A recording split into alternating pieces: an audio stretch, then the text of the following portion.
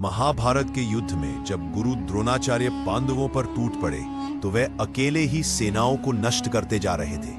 उनके सामने कोई योद्धा टिक नहीं रहा था। अर्जुन भी उन्हें रोकने में असमर्थ थे और पांडवों की पूरी सेना भय से कांप रही थी।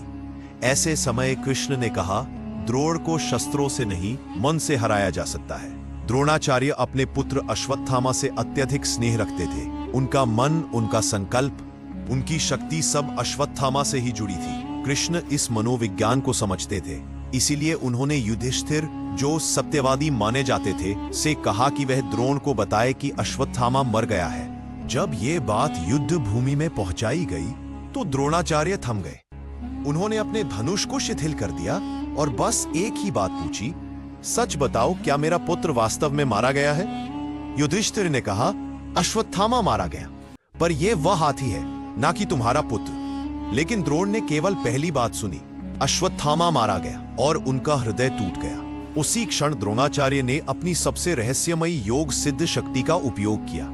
उन्होंने स्वयं अपने भीतर से प्राणवायु को रोका। तब उनका मन, इच्छा और संकल्प सब शांत हो गया। वह स्थिर हो गए, ध्यान में बैठ गए, आंखें बंद कर ली और अपने शरीर से प्राण बाहर निकाल दिए। लेकिन यहां सबसे अद्भुत और रहस्यमयी घटना हुई। द्रोणाचार्य का शरीर मर चुका था, पर उनका शरीर वही खड़ा रहा, जैसे किसी ने उसे रोक रखा हो। यह साधारण मृत्यु नहीं, बल्कि यौगिक प्राणत्याग था। एक ऐसी सिद्धि जिसमें साधक प्राणों को छोड़ देता है, पर शरीर तब भी धरती पर स्थिर रहता है, गिरता नहीं। जब पूरा युद्ध भूमि यह अद्भुत दृश्य देख रही थी कि गुरु का शरीर निर्जीव होकर भी अचल है, तभी धृष्टद्युम्न द्रोण से अपने पिता की मृत्यु का प्रतिशोध लेने आया।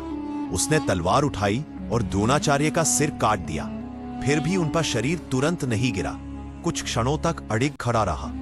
यह दृश्य युद्ध का सबसे विचित्र और रहस्यपूर्ण दृश्य था, जिसे देखकर वीर योद्धा भी कांप उठे। द्रोणाचार्य साधारण योद्धा नहीं थे, वह ऋषि भारद्वाज के पुत्र थे और योग शक्ति, तपश्चर्या और दिव्यास्त्र विद्या के ज्ञाता थे।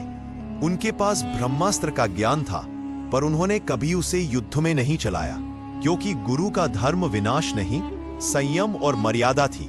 युद्ध भूमि में उनका खड़ा रहना इस बात का प्रमाण था कि उनके भीतर ऋषि शक्ति और तपोबल कितना प्रचंड था। उनका शरीर गिरा नहीं, गिरने लायक प्राण ही शेष नहीं थे।